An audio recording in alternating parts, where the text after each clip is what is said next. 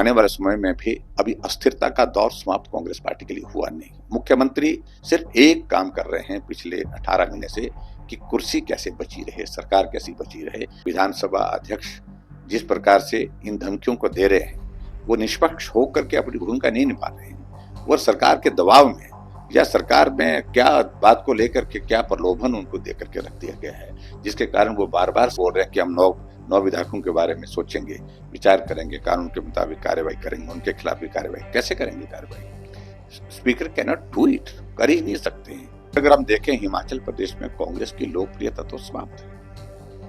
अभी लोकसभा के चुनाव में आपने देखा कि 68 में से 61 सीटों पर भारतीय जनता पार्टी जीती है। मुख्यमंत्री अपने चुनाव क्षेत्र में चुनाव हारे और हिमाचल प्रदेश में हमने एक सीट मंडी की कांग्रेस पार्टी से लोकसभा की छीनी है जो कांग्रेस के पास थी। तो इसलिए अंदाजा उनको लग जाना चाहिए कि जमीन निकल चुकी है पांव के नीचे से। जो 6 CPS है वो तो जाने वाले हैं, मुझे ऐसा लगता है, क्योंकि सुप्रीम कोर्ट की रूलिंग है। अभी कोर्ट का फैसला आना बाकी है, लेकिन मैं इतना जरूर कहना चाहता हूं कि ये बात मान करके आप चलिए कि जब सुप्रीम कोर्ट की जजमेंट आ चुकी है, CPS जो है वो गैर कानूनी तरीके से बना है, अनकॉन्स्टिट्यूशनल है। और ऐसे में जब बार बार जलील होना, काम नहीं होना, बात नहीं सुनना, बात नहीं मानना मुख्यमंत्री की तरफ से, तो इनको लगा कि हम क्यों चिपके रहे, हम तो स्वतंत्र हैं, आजाद हैं। उन्होंने तय किया कि ये रोज रोज की जलालत सहन नहीं हो सकती। रोज हमको धमकी देते रहेंगे कि ठीक चलो, सीधे चलो, नहीं तो कार्रवाई करेंगे। आओ हम एक फैसला करते हैं। और उस फैसले के मुताबिक उन्होंने तय किया हम हिमाचल प्रदेश की विधानसभा के अंदर निर्दलीय विधायक, आजाद विधायक की हैसियत से नहीं जाएंगे। अगर जाएंगे तो भाजपा के विधायक के नाते जाएंगे, और इसलिए मैं त्याग पत्र कर दिया। नमस्कार, स्वागत आप सभी का फर्स्ट वर्डिक मीडिया पर। मैं विनायक ठाकुर और इस वक्त हम मौजूद हैं देहरा विधानसभा क्षेत्र में। तो दर्शकों, बात की जाए, देहरा में जो है उपचुनाव है और कहीं ना कहीं ये सीट जो है काफी हॉट सीट बन चुकी है। क्यों?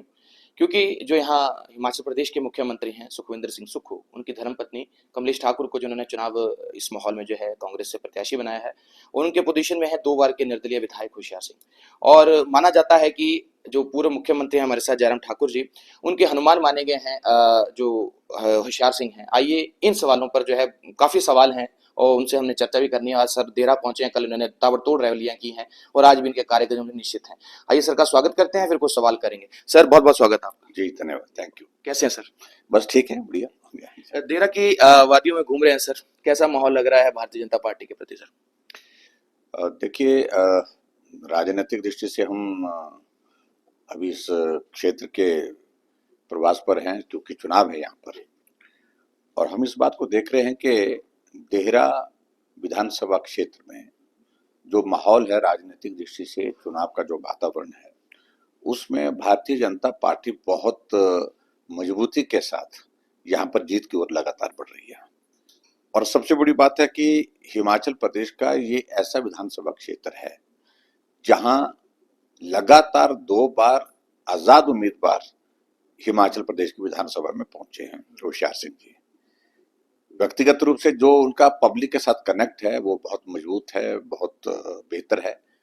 और सबसे बड़ी बात यह है कि उनकी बहुत बड़ी ताकत उनकी धर्मपत्नी जो है वो भी है, क्योंकि हम देख रहे हैं कि महिलाओं के बीच में उनका जो इमोशनल कनेक्ट है और दुख सुख में साथ रहना, काम करना, ये सारी चीजें जो है आज उनको बहुत बड़ी एक ताकत दे रही है।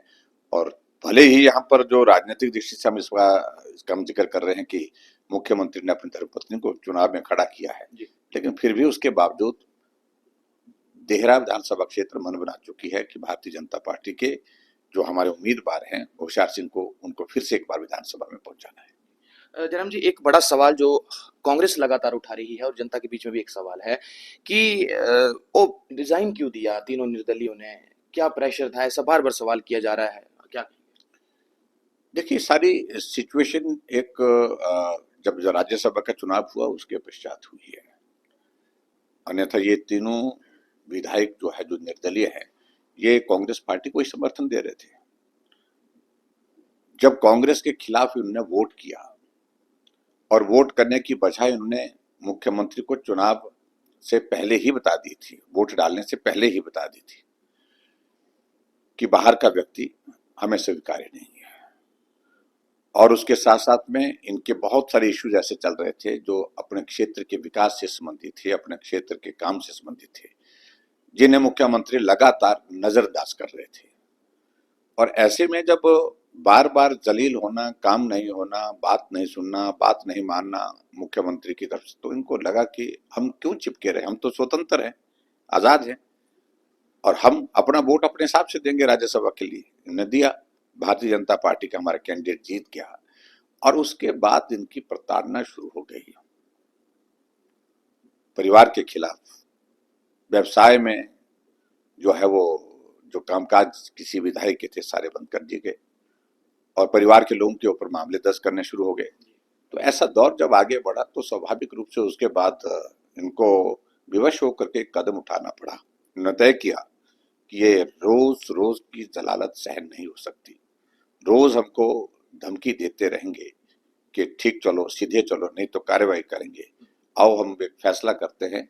और उस फैसले के मुताबिक उन्होंने तय किया हम हिमाचल प्रदेश की विधानसभा के अंदर निर्दलीय विधायक, आजाद विधायक की हैसियत से नहीं जाएंगे, अगर जाएंगे तो भाजपा के विधायक के नाते जाएंगे, और इसलिए उन्होंने त्यागपत्र कर दिया। जयराम जी, आप ओपीएस को कितना बड़ा फैक्टर मान रहे हैं इन उपचुनावों में? मुझे नहीं लगता कि इस चुनाव में कोई चर्चा इस बारे में है।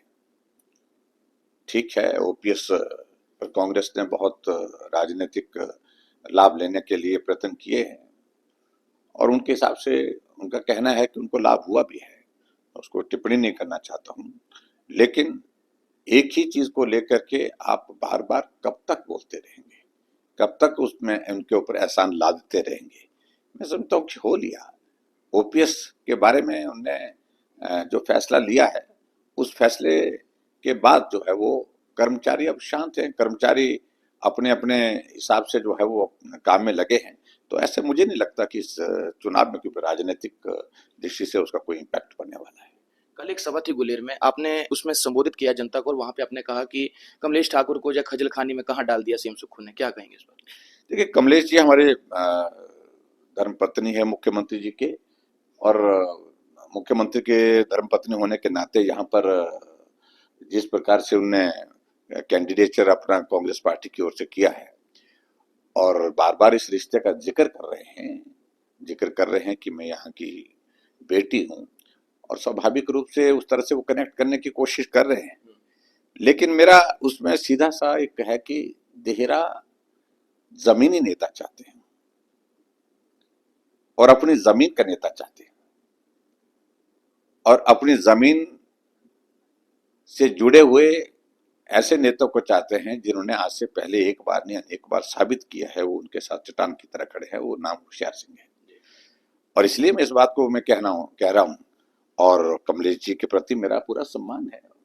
मैं उनको भाभी जी बोलता हूँ, और मैंने यही बात कही है चुनाव में, सिर्फ इतनी बात कही कि वही राजनीति तो बड़ा खजल खाने बड़ा काम होता है, तो इस खजल खाने में नहीं डालना चाहिए थे सुक्खू जी को, उनको, भाभी जी को। ये मेरा कहना था उसमें। जयराम जी, आपने एक सवाल में से बार बार जो दिमाग में भी आ रहा है, जहन में भी आ रहा है, वो मैं आपसे करना चाह रहा हूँ कि हनुमान को बचाने के लिए कहीं ना कहीं इंडिपेंडेंट के तौर पे जो है होशियार सिंह के जो आपके काफी करीबी रहे हैं, और इस बार भारतीय जनता पार्टी ने उनको प्रत्याशी बनाया और कहीं ना कहीं आपके हनुमान माने गए हैं, तो उनको बचाने के लिए पूरा भरसक प्रयास किया जा रहा है कि उनको सीट जिताई जाए, और क्या कहेंगे इस पर? आपका ओवरऑल सिनेरियो क्या लगता है आपको? देखिए, ओवरऑल मैं देख रहा हूँ, कल की हम जो सभाएं देखी हैं उनमें बड़े जोश के साथ और जुनून के साथ लोगों ने हिस्सा लिया है। और वैसे भी अगर हम देखें, हिमाचल प्रदेश में कांग्रेस की लोकप्रियता तो समाप्त है। अभी लोकसभा के चुनाव में आपने देखा कि 68 में से 61 सीटों पर भारतीय जनता पार्टी जीती है। मुख्यमंत्री अपने चुनाव क्षेत्र में चुनाव हारे, और हिमाचल प्रदेश में हमने एक सीट मंडी की कांग्रेस पार्टी से लोकसभा की छीनी है जो कांग्रेस के पास थी। तो इसलिए अंदाजा उनको लग जाना चाहिए कि जमीन निकल चुकी है पांव के नीचे से, लेकिन फिर भी उसके बावजूद उन्होंने ये कदम उठाया है। क्या व्यवस्था रही होगी मुझे नहीं मालूम, जानकारी मिली कि पार्टी हाईकमान ने कहा, लेकिन कुछ लोग उनकी ही पार्टी के कहते हैं कि हाईकमान ने तो बहुत ज्यादा नहीं कहा, सुक्खू जी ने खुद ही ये प्लान किया। मैं उस पर जाना ही नहीं चाह रहा, वो उनका विषय है, उनकी पार्टी है, उनका टिकट किसको होना वो तय करें। लेकिन इतना मैं जरूर कहना चाहता हूं कि होशियार सिंह जी जब निर्दलीय विधायक थे, मैं मुख्यमंत्री था हिमाचल प्रदेश में, एक जनप्रतिनिधि होने के नाते देहरा के विकास के लिए जो भी कर सकता था मैंने करने की कोशिश की। हमने इनको देखा है कि ये बहुत इमोशनल आदमी है और बहुत लड़ते हैं अपने क्षेत्र के विकास के लिए, लोगों की मांगों को लेकर के। और मुझे वो चीज अच्छी लगी कि अपने क्षेत्र के लड़ने भिड़ने वाला आदमी चाहिए होता है भाई।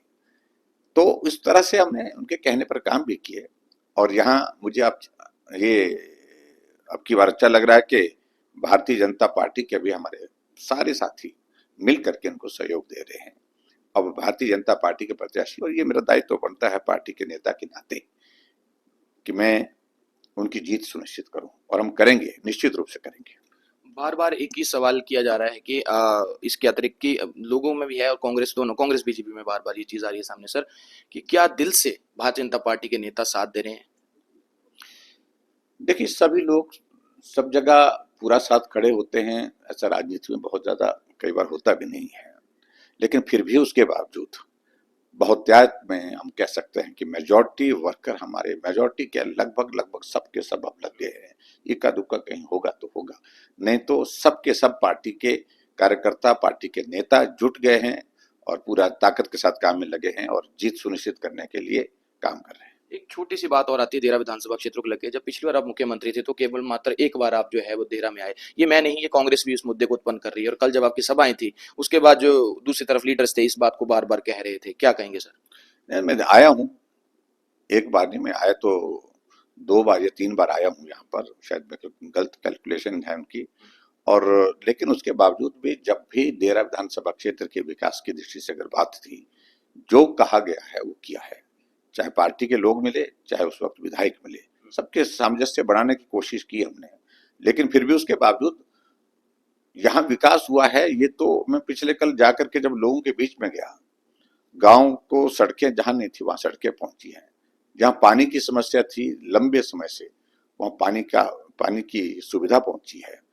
और एक जो पुल है, जिस पुल का, हाँ, उस पुल का जिक्र करते हैं, तो उस पुल के लिए एक बार नहीं, पहले तो मुझे लगा था कि भाई इस पुल की जरूरत है कि नहीं। जब मैंने रिपोर्ट मांगी उसके बारे में तो मालूम पड़ा कि इस पुल की बहुत जरूरत है। 25-30 हजार की पॉपुलेशन कट जाती है जब बरसात के मौसम में पोंग डैम से पानी छोड़ दिया जाता है, तो बहुत मुश्किल हो जाता है उस इलाके में। तो 25-30 किलोमीटर के दायरे से घूम करके जाना पड़ता है सामने वाले गाँव में। तो इसलिए उस पुल का निर्माण कार्य चला है, 11 करोड़ रुपए की लागत से वो पुल का काम चल रहा है। लेकिन मुझे दुख है इस बात का कि उस पुल का काम अभी रोक दिया गया है, वो दुर्भाग्यपूर्ण है। किसने रोका है सर ये कांग्रेस की सरकार ने रोकी। आज की तारीख में कौन रोकने वाले हैं? सुखू जी और उनकी सरकार रोक रही है, इसलिए रोक रही है। उनको लग रहा कि ये काम अगर होता हुआ दिखेगा तो इसका लाभ भारतीय जनता पार्टी को मिलेगा, होशियार सिंह को मिलेगा, इसलिए रोका है। अंतिम सवाल सर, सवाल मैं आपसे कंक्लूड करूंगा सर, क्या लगता है आपको कि जो इस वक्त जो हिमाचल प्रदेश है, क्या आपको लगता है कि इस वक्त, जैसे कि इस वक्त कांग्रेस की सरकार जो काबिज है, आपको लगता है कि जो ओपीएस जो फैक्टर था, अगर ओपीएस बहाली भारतीय जनता पार्टी कर देती उस समय, या जो भी फैक्टर होते वो कर देती, तो क्या भारतीय जनता पार्टी सरकार बना जाती? देखिए, मैं इस बारे में अब चर्चा ही नहीं करना चाहता हूँ। जो बीत गया है दौर, उसके बारे में आवश्यक नहीं लग रहा है मुझे चर्चा करना। हाँ, निश्चित रूप से एक मुद्दा था, बड़ा मुद्दा था, ये चुनाव का सबसे बड़ा मुद्दा था ये। लेकिन फिर भी उसके बावजूद अब जो हो गया सो हो गया। आने वाले समय में किस प्रकार से हमको हिमाचल प्रदेश के लिए अच्छा करना है, कर्मचारियों के लिए अच्छा करना है। लेकिन मुझे इस बात को लेकर, ओपीएस एक इश्यू था, लेकिन अब कर्मचारियों के बाकी इश्यूज को लेकर के, इनका डीए वो नहीं मिल पा रहा है, एरियर वो नहीं मिल रहा है, मेडिकल अलाउंसेस जो है इनके, जो जो रिम्बर्समेंट के जो है वो नहीं मिल पा रहे हैं, कई सालों से नहीं मिल पा रहे हैं। और कुछ लोग तो बीमार होने के बाद दुनिया से ही चले गए, लेकिन उनके मेडिकल के बिल क्लियर नहीं हो पाए, पैसा ही नहीं दे रहे। हमने डीए क्लियर की है, एरियर क्लियर किए, मेडिकल के जो बिल्स थे, जो रिम्बर्समेंट के लिए, वो क्लियर किए। और समय रहते हमने जो है जितना भी कर्मचारियों के लिए जो चीजें की जा सकती थी, वो हमने कांग्रेस से 1000 गुना बेहतर की है। और इस कारण से मैं इस बात को कह रहा हूं कि कर्मचारी अभी तो शांत हैं थोड़ा सा, शायद मुझे लगता है, लेकिन आने वाले समय में अपने मुद्दों को लेकर के सड़क में आ जाएंगे। लेकिन इस बात को भी देखा है, ओपीएस के बावजूद, ओपीएस देने के बावजूद, बहुत सारी बातें इस बारे में कहने के बावजूद भी आज कर्मचारियों को समय पर सैलरी नहीं मिल रही है। आज कर्मचारियों के जो है ड्यूज वो पेंडिंग है। और इसलिए कर्मचारी हड़ताल पर एक बार नहीं अनेक बार हो चुके हैं छोटे से कार्यकाल में। हमारे कार्यकाल में सिर्फ ओपीएस एक मुद्दा चुनाव के दिनों में बना, अंतिम दिनों में बना। इसके अलावा कर्मचारियों का कोई आंदोलन हमने 5 वर्ष में हिमाचल प्रदेश में देखा ही नहीं। 9 विधायकों को लेकर भी एक समय जो बार-बार टिप्पणी आ रही है कि जो भारतीय जनता पार्टी के जो सदन में जो 9 विधायकों के साथ हुआ था, हो सकता है कि इन चुनावों का फिर से फैसला ले ले विधानसभा में ये, क्योंकि जो सीएम सुक्खू हैं उन्होंने इशारा किया है, अखबारों में भी कटिंग लगी थी डिस्क्वालीफाई को लेकर। कोई डिस्क्वालिफिकेशन का स्कोप नहीं उसमें। उल्टा जो 6 सीपीएस है वो तो जाने वाले हैं, मुझे ऐसा लगता है, क्योंकि सुप्रीम कोर्ट की रूलिंग है, अभी कोर्ट का फैसला आना बाकी है। लेकिन मैं इतना जरूर कहना चाहता हूं कि ये बात मान करके आप चलिए कि जब सुप्रीम कोर्ट की जजमेंट आ चुकी है, सीपीएस जो है वो गैर कानूनी तरीके से बना है, अनकॉन्स्टिट्यूशनल है, ऑफिस ऑफ प्रॉफिट है, वो ये सारी चीज का जिक्र पहले सुप्रीम कोर्ट कर चुका है। तो ऐसे में मुझे लगता है कि वक्त की बात है, निश्चित रूप से आने वाले समय में हम इंतजार कर रहे हैं, वो फैसला आएगा और हिमाचल प्रदेश में फिर कांग्रेस पार्टी संकट में होगी। जहां 9 विधायकों के बारे में बात कर रहे हैं तो वो क्या क्या कर सकते हैं? नहीं कर सकते हैं, बिल्कुल भी नहीं कर सकते हैं। विधानसभा अध्यक्ष जिस प्रकार से इन धमकियों को दे रहे हैं, वो निष्पक्ष होकर के अपनी भूमिका नहीं निभा रहे हैं। वो सरकार के दबाव में या सरकार में क्या बात को लेकर के क्या प्रलोभन उनको दे करके रख दिया गया है, जिसके कारण वो बार बार सरकार ये बोल रहे हैं कि हम 9 विधायकों के बारे में सोचेंगे, विचार करेंगे, कानून के मुताबिक कार्रवाई करेंगे, उनके खिलाफ भी कार्रवाई। कैसे करेंगे कार्रवाई? Speaker can not do it, कर ही नहीं सकते हैं। और मैं इतना ही कहना चाह रहा हूं कि आने वाले समय में भी अभी अस्थिरता का दौर समाप्त कांग्रेस पार्टी के लिए हुआ नहीं। मुख्यमंत्री सिर्फ एक काम कर रहे हैं पिछले 18 महीने से कि कुर्सी कैसे बची रहे, सरकार कैसी बची रहे, बाकी प्रदेश का विकास रुका पड़ा है, प्रदेश का कोई काम हो नहीं पा रहा है। इस सारी चीज से कोई लेना देना नहीं, कानून व्यवस्था तहस नहस हो गई है हिमाचल प्रदेश में। कोई संदेश अंत में? देखिए, मैं सिर्फ इतना ही कहना चाह रहा हूं कि ये 3 उपचुनाव जो हिमाचल प्रदेश में अभी हो रहे हैं, जिसमें एक नालागढ़ का है, एक देहरा का है, एक हमीरपुर का है, मतदाताओं से मैं यही कहूंगा कि ज्यादा से ज्यादा मतदान करें और लोकतंत्र को मजबूत करने के लिए अपनी भूमिका निभाएं। बहुत बहुत धन्यवाद सर आपका। Thank you. तो दर्शकों, ये थे हमारे साथ पूर्व मुख्यमंत्री और नेता प्रतिपक्ष जयराम ठाकुर जी, और चर्चा में आज मौजूद थे फर्स्ट वेडिंग मीडिया की चर्चा के साथ। तो बहुत बहुत धन्यवाद आप सभी का, और जुड़े रहिए।